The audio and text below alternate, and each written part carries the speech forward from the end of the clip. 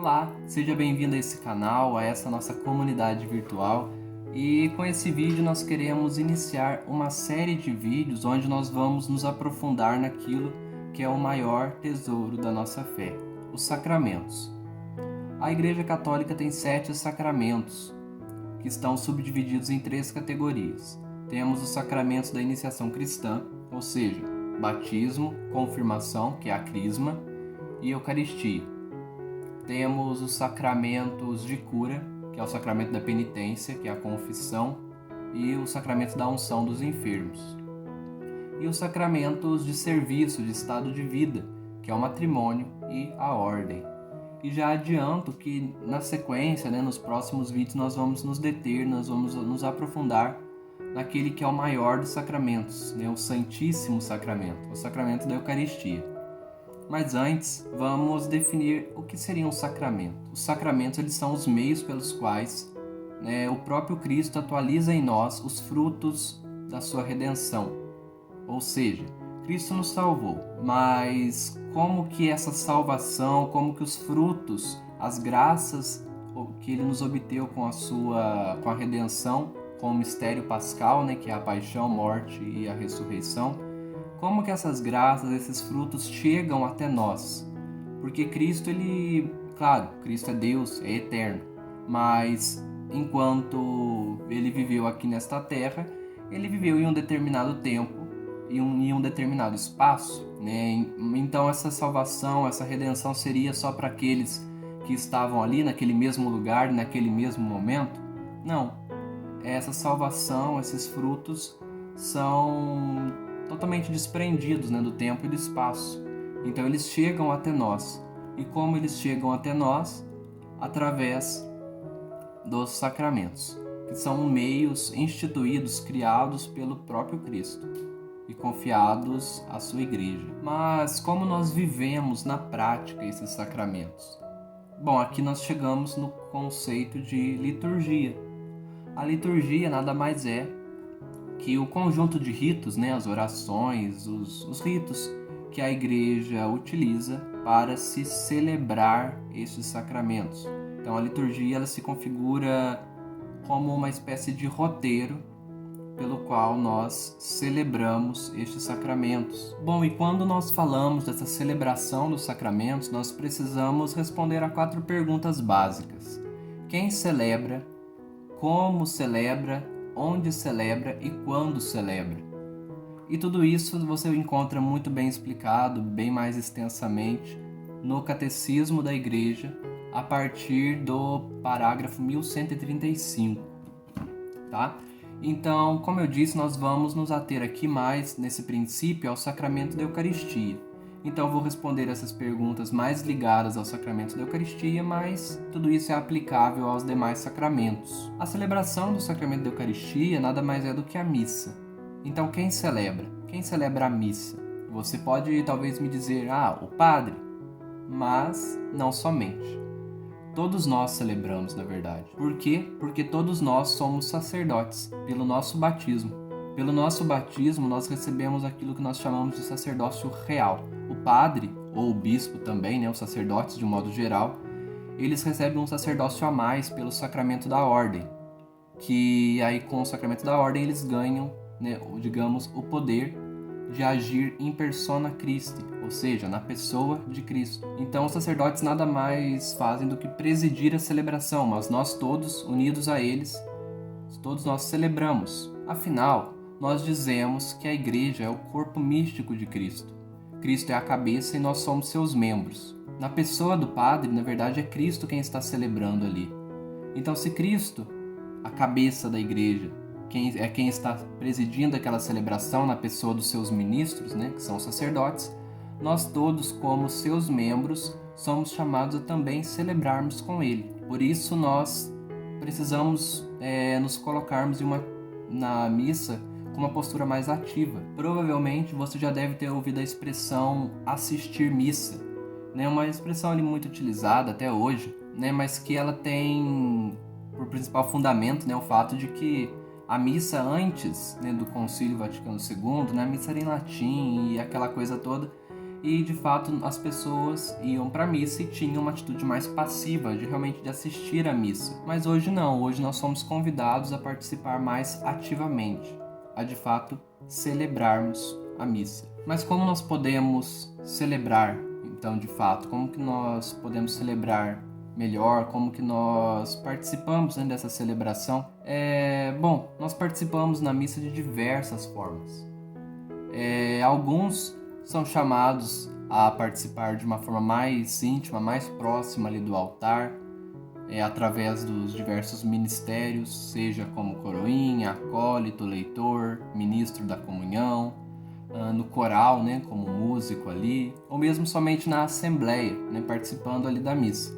Mas nós somos convidados a termos essa participação ativa.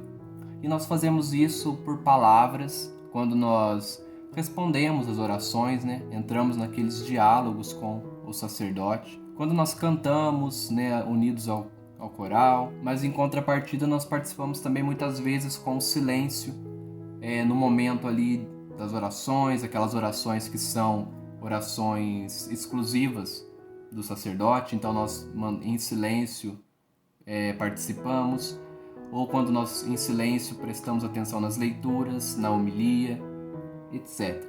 E nós também participamos com gestos, afinal nós não rezamos somente com a boca e com a mente, mas nós rezamos com todo o corpo. A nossa postura influencia muito na oração e ela diz muito as posturas que nós tomamos nos diversos momentos da missa. Então, por exemplo, quando nós ficamos de pé, é uma atitude de prontidão, né, de uma atenção maior, uma postura já um pouco mais orante.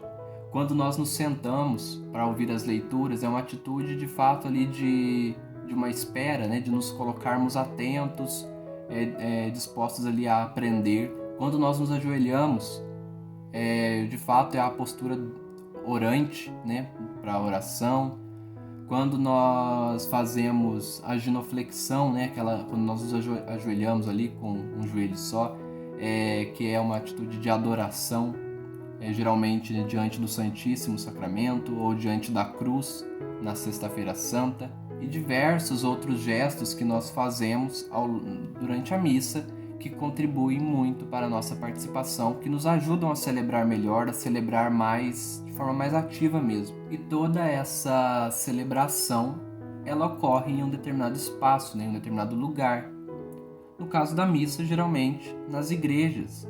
Né, e as igrejas têm um simbolismo muito grande, né, e a estrutura da igreja, ela contribui muito para nós realmente nos tirar do mundo por um momento e nós vivermos ali já uma prefiguração, né, do que nós vamos de fato viver no céu. A igreja é o lugar da intimidade com Deus. E as nossas igrejas, elas têm algumas estruturas básicas, né, algumas partes fundamentais, que, claro, podem variar muito, a depender das igrejas, do porte das igrejas, enfim, da idade que essa igreja tem.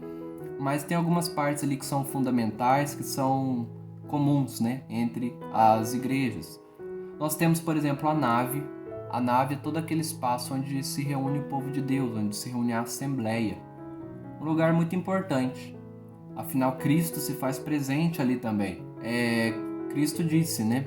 Onde 2 ou mais estiverem reunidos em meu nome, eu estou entre eles. Então, na Assembleia reunida, no povo de Deus reunido, que está reunido para celebrar a Eucaristia, Cristo já se faz presente ali. Nós temos também nas igrejas o presbitério, aquela parte mais elevada, onde se localizam 3 coisas principais. O ambão, também chamado mesa da palavra, de onde são proclamadas as leituras, o evangelho, muitas vezes de onde o padre faz a homilia, né? E de fato, a mesa, o lugar onde nós temos o contato com Cristo presente na palavra. Temos a cadeira de onde o padre preside a celebração, né? Tem todo um simbolismo com a realeza de Cristo, né? Com o trono de Cristo. Afinal, o padre na missa ele é um representante de Cristo, ele está agindo na pessoa de Cristo. E nós temos o altar, o centro de toda a celebração eucarística, né? O altar, ele representa para nós a cruz de Cristo. Por quê? Se nós formos olhar, sobretudo no Antigo Testamento, nós vamos ver que a presença do altar ela é muito frequente. E para que serve um altar? O altar era onde se faziam as oferendas, onde se faziam os sacrifícios. E o eterno, né, o novo e eterno altar é a cruz de Cristo, e é o altar sobre o qual Cristo ele se imolou por nós, para a nossa salvação. E a missa nada mais é do que celebrar o sacrifício de Cristo. Por isso o altar ele se configura para nós como a cruz de Cristo. Por isso essa grande importância, a grande reverência que nós devemos ter para com o altar, né? Sempre que nós passamos de frente ao altar, seja durante a missa, seja mesmo fora da missa, nós sempre fazemos uma reverência, né? Uma inclinação diante do altar, mostrando esse respeito que nós devemos ter para com esse símbolo tão importante. Bom, e o lugar mais sublime, mais importante, né? O sacrário, onde Cristo se faz presente, né? Em corpo, sangue, alma e divindade, né? Sob as espécies do pão e do vinho, né? Geralmente o sacrário, em algumas igrejas, fica ali mesmo no presbitério, ou até mesmo em alguma capela exclusiva, né? Ali mais à lateral. Mas é um lugar importantíssimo, né? E é de suma importância que nós cultivemos esse hábito de visitar o sacrário, não somente durante a missa, mas sempre que nós tivermos essa oportunidade, fazermos essa visita, né? Jesus está sempre lá, nos esperando. Bom, esse vídeo fica por aqui.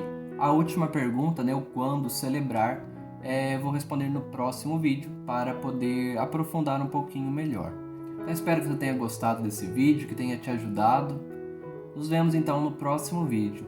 Deus o abençoe.